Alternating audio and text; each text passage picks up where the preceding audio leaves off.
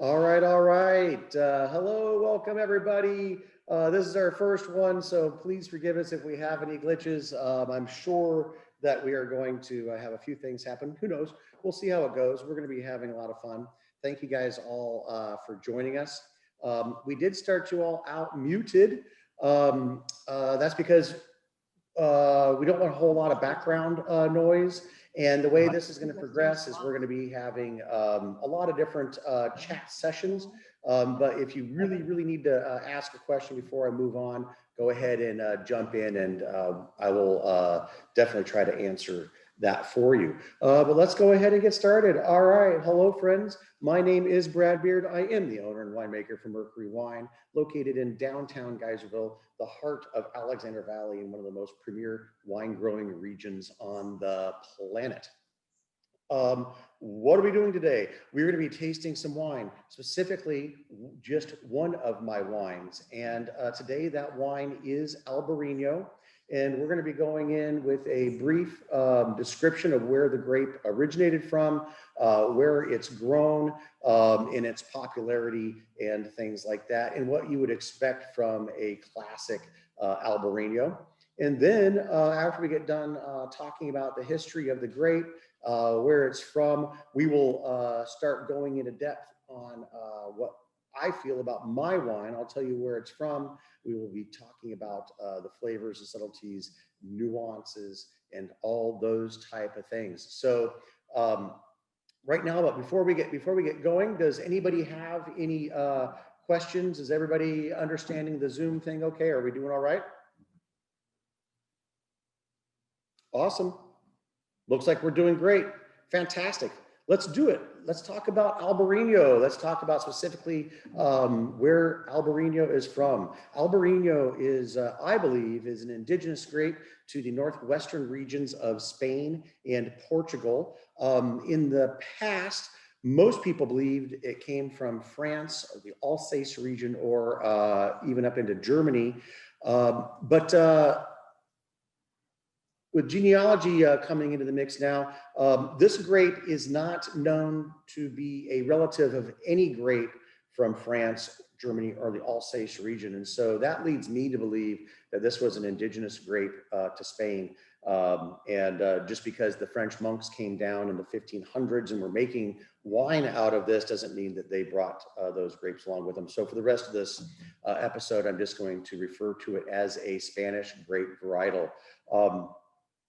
Being a Spanish grape white, it is their most popular or their most beloved white grape. They have many white grapes, just like other regions around the world, and a lot of white grapes have been transplanted from France into the rest of Spain. But it is Spain's favorite white grape varietal, even though they have great varietals that are going into their cavas and other things as well. And it is just flat out one of my favorite grape varietals of all time. And we'll be getting to that when we go into the flavors of this thing. So it is in the northwestern region of Spain where this grape is predominantly grown. That is on the backside of the Pyrenees mountain range. If you know anything about the Pyrenees, it's a very tall mountain range.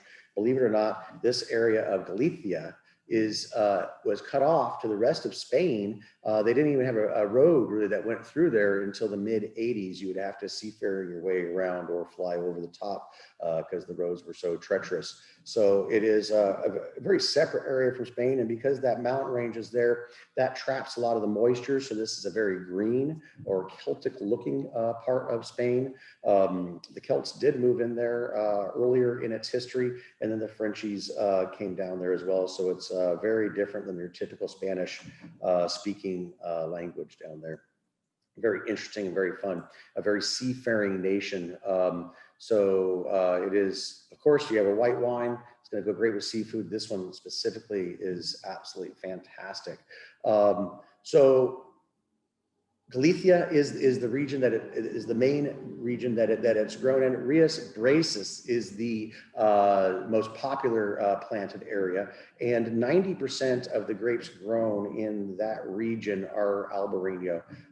So it's obviously not just Spain's most popular white grape, or favorite white grape, but in this region, it is dominant. There's a couple of other white grapes that sometimes could be blended with it, but it's very, very rare, and a couple of minor reds. So that's where the grape comes from originally. That's where I got to experience the grape. It's quite beautiful if you ever get a chance to go there. It's right there on the ocean. A lot of estuaries are running around in there, and you know, the fishing boats are coming in, you know, hourly, and you've got all this great fresh seafood that's coming in as well. But where do I get the grapes for mine? We don't have any Albarino in the Alexander Valley, and quite honestly, it would probably grow fine here, but it does like being closer to the ocean, and that nice cool air, that cool breeze blowing on it constantly does help. This one happens to be grown in Paso Robles. You're like, wait a minute, Brad, Paso Robles is mainly hot. Well, yes, it is, but there's a couple of sub-regions within Paso Robles, one of them being the Tempton Gap.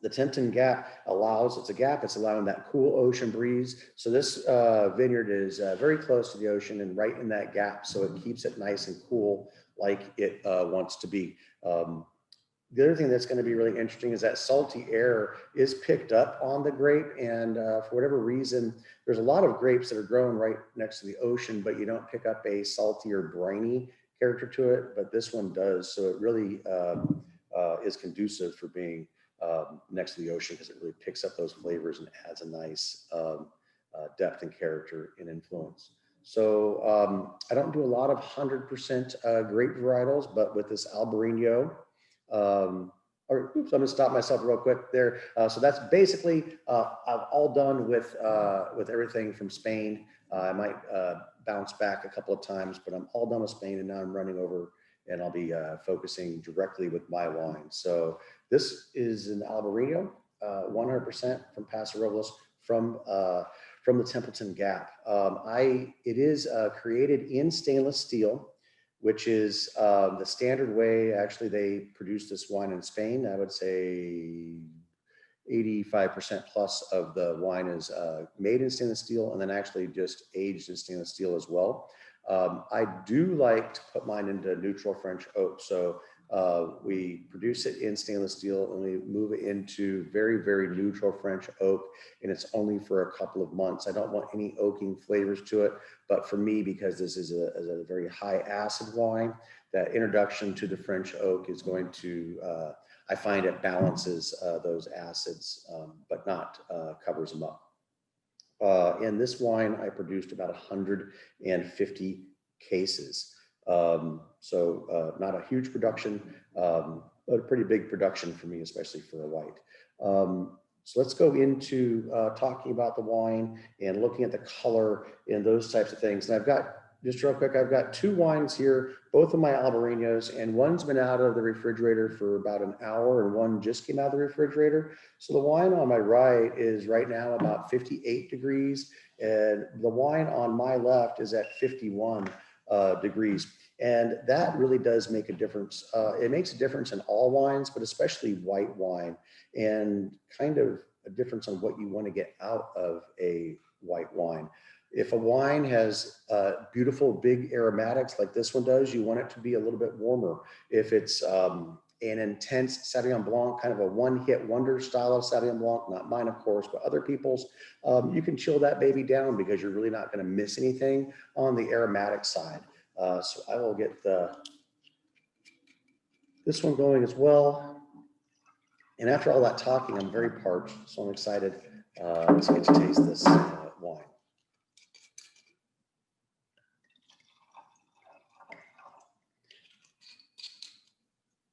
Okay. As with all wines, I'm going to start with the color. What does the color look like? Is it a dark lemony, or is it orange? Does it have some oxidation right off the bat? Has it have a green lip? Does it have a yellow lip? Is it golden? All of those things can tell you a little bit of a story. This one to me is just a beautiful bright lemony color, a little bit of golden tinge down in the belly of the wine, and just this beautiful, nice, bright golden color up on top. Brings me back to, I do know somebody had a question about what do the grape clusters look like? So a Chardonnay cluster, some of the new heavy set hybrid Chardonnays can be, upwards to, oh gosh, 2-3 pounds going on there. But if you're familiar with what the Wente clone Chardonnay, with big fat berries, the Wente clone Chardonnay is about the size of my fist, much smaller berries. This one, the Albarino, looks about like that. The difference between golden skin and green skin, though. So the Chardonnays all have golden skin. That's why they get into the oranger side of lemony colors. And since this one has a green skin, even though it's taken off the skins almost immediately, some of that color does come through. So there can be a little bit of green to this wine as well. So let's get into the nose. For me, right off the bat, I'm getting this wonderful ocean air quality, or a brininess mixed with some pear, and it's very pronounced and it's very rich on the warmer one. Let's see what it's doing over here on this cold one. So even with that 8-9 degree difference, I'm getting more of a wet stone versus the briny or saltiness, and more apple, where the one that's had a little bit of chance to open up and it's a little bit warmer, that beautiful ocean, that minerally goes to ocean air quality, and or that saltiness. And I've got a wonderful pear up front in the nose, and then I've got the crisp apple and that minerally finish. That's just with the nose. And so that's what I really wanted you guys to know. And if yours did just come right out of the if it just came right out of the refrigerator, a quick way to warm it up is to go ahead and put the wine, the bowl of the wine in your hand, and then give it a couple of swirls, and it'll start warming up quite rapidly. That's why you'll see those fancy people barely holding onto their glass like this. I'm not that fancy. I'll hold it by the stem, and if my wine gets too warm, I'll throw it out and get another one. So a much richer character, and let me know if you guys had a really cold wine, and if all you could get was those stone notes, or if you were able to get some pear out of it early. But for me, no pears and none of that nice saltiness. Oh, and a lot of other people make fun of me on how I smell my wine. Some people just go right in, straightforward, give it a sniff, give it a swirl. That's great, and you can get some impressions. But when I tilt my head, when I'm going from both nostrils to one nostril, it can intensify those flavors and allow me to perceive something that I may not have.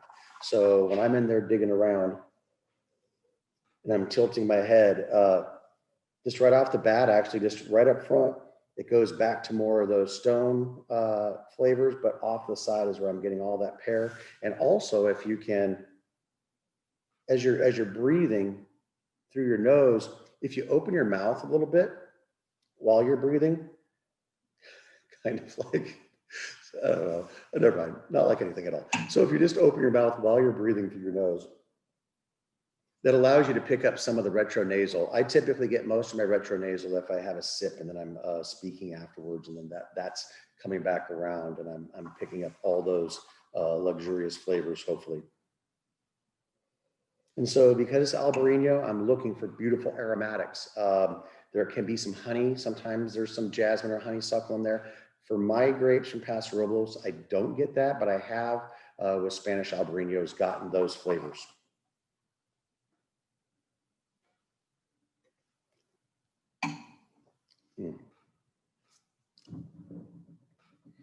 The nose absolutely translates. So I'm getting that wonderful pear, that nice crisp apple, maybe not green apple, maybe more of like a red apple right now. running through the mid palate. The acid, I can feel it. It's nice and strong through the mid palate, through the finish. It's what the wine is known for. It's what brings those mouth-watering flavors. It's what makes you want to just go right back in for another sip. There's a little bit of creaminess in there, and that's not coming from the oak. It's coming from, there's two ways they produce this wine over in Spain. They press the wine off the skins, and you still have some bits of skin floating around in there, and some pulp is floating around in there. And as that all settles out, that's called the lees. And so that can be sitting on the bottom of the barrel.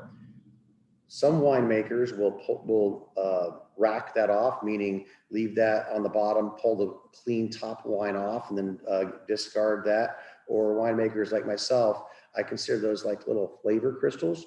And I will continue to mix those up while the wine is aging, and at least for a couple of months, if not 3 or 4. And that can add a little bit of richness and character. And again, I'm not trying to move away from the beautiful acidity this wine has, but it does give you a little perception of a little rounder mouthfeel and not quite so acidic, because I am sensitive to a lot of acids. And so I don't want my wines to be sharp. And you've even had my Sauvignon Blancs, and my Sauvignon Blancs aren't sharp either.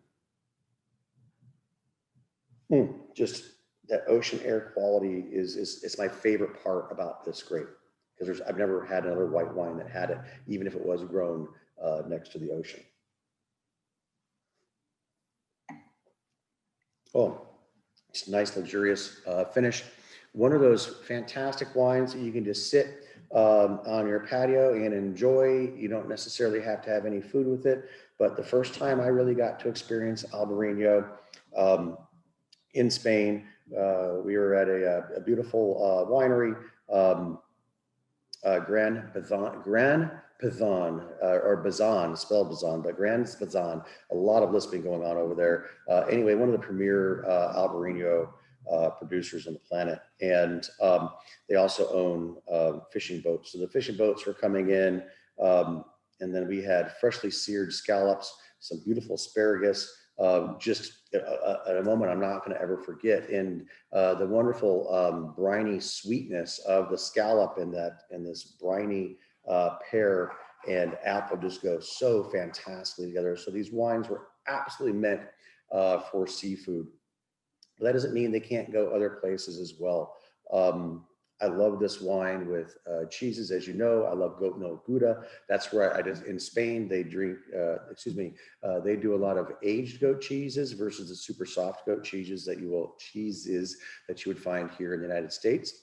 And those go absolutely beautiful. So a nice mid-weighted cheese is fantastic. Nothing wrong with going into a Parmesan either, where you have those nice salty bits that are running around in there. And so that kind of just brings the two, the food and the wine together. And before I go a little bit farther into the food, any other questions on the taste of the wine, or how I produced it, or the region that I got it from?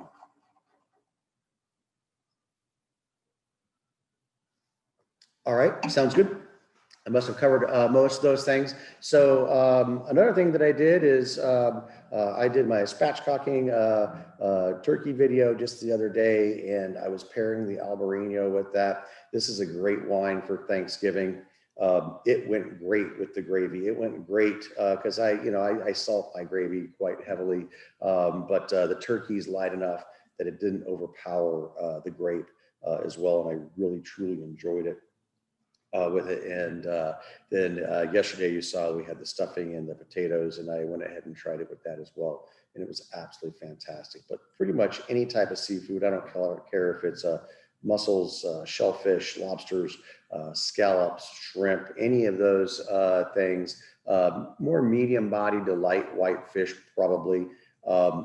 Salmon, poached, probably fine, especially if you're going to do it with a little bit of lemon and butter. But salmon on the grill or smoked, probably need to pull out a different wine for that. It might be all right, but it goes better with the fresh seafood quality.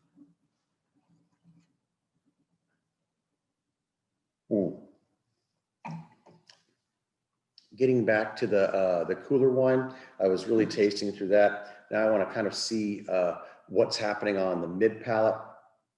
The cooler wine, I'm getting the saltiness and those nice pears and apples on the palate, wasn't getting it on the nose. And the finish is just a little quicker. And so temperature is also a personal preference. If you like your wines icy cold, please drink your wines icy cold. If you don't mind them a little warmer like this, and 58 degrees, a classic cellar temperature, that's absolutely perfect for me, for my white wines, and perfect for me for my reds. So that's just going into the personal preferences. So drink your wine the way you want to. And I don't want to be that specific on, or oh, you got to drink my wine like this. No, you need to enjoy it the way you need to enjoy it. Oh gosh, dang it. Absolutely beautiful. This wine, we probably have about 50 or 60 cases worth, so we're not in any danger of running out of this through the winter, but this will be a great wine for the spring as well. But if we don't have any more questions or any other questions, I think that we may have completed this fine first Zoom run. I'm looking. I'm not seeing. I've seen people enjoying it and not really having questions, but so availability is. Oh. We heard someone jump in. Yeah, how do you get the grapes up from Paso Robles? And then what do you do with them? Oh, I'm sorry. Could you please repeat that? Let me type it out. Can you hear me now? Can't hear me, huh? I can hear you now. Go right ahead. I said, how do you get the grapes or the juice or whatever up from Paso Robles? And then what do you do with it? Oh my gosh, that's a great question. So in the 09 vintage, I drove a 1972 flatbed down there. It was like the most miserable 8 or 9 hours of my life, and then came back. Now what we do is we have a trucking company scheduled so that as the grapes are coming off the vine, they load them up on a truck and then drive them straight up to me here, and then we process the fruit up here. So we coordinate with the vineyard and the truckers, and at that time of year, there are trucks leaving every 5 minutes from Paso Robles this way and from Alexander Valley south. And then we produce the wine up here. So this wine typically comes in the evening for me. It was harvested in the morning and arrives in the evening.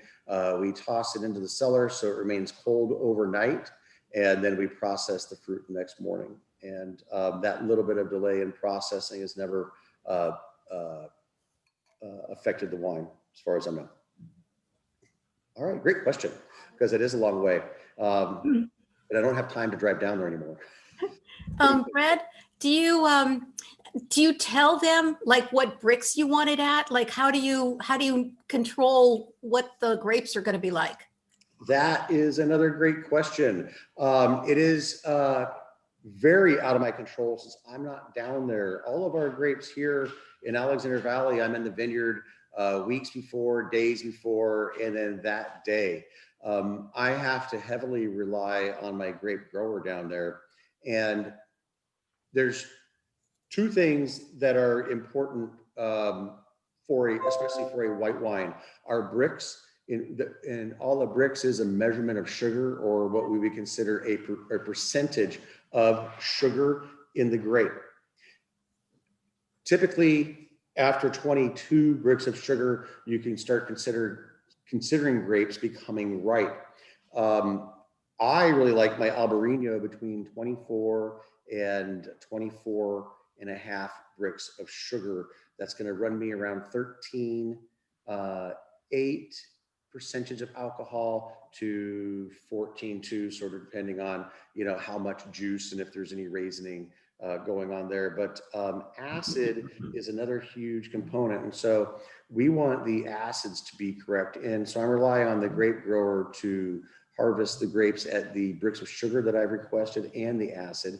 And I'm not asking for anything really odd, where most producers are gonna, or most winemakers will want those grapes to be in a very similar range that I'm asking for. So like, let's say I decided to lose my mind and make champagne out of this. I'd be harvesting these grapes 2-3 weeks early, and then we would give the grape grower different parameters to pick that. But then the grape also tells you if it's actually mature and ripe. And so that's when we have to rely on flavors. So the science may say that my sugar is at 24.23 Brix, and the acids are right at 3.45, which would be a perfect picking day for those grapes. But if the flavors haven't developed or matured yet, you have to then make a decision. If it's a very warm year and the grapes are sitting at those perfect numbers a week or two earlier than usual, I will allow the farmer to let the grapes hang to where the flavors in your mouth become more sophisticated and more prominent, and you can taste these things developing. And so even though the science of where I'd like the grape to be can be at those numbers, we still have to make decisions on the ground. But I do have to rely on the farmer down there to tell me that, yes, the acids and sugars are where you wanted them, but I've been growing these grapes, for 30 years, and I think it needs one more week on the vine. And I will defer to them since they're on the ground tasting it. So it really sounds like you have to have a good relationship with your grower, and to really kind of a back and forth for you and for them to understand what it is you want and what you plan to do.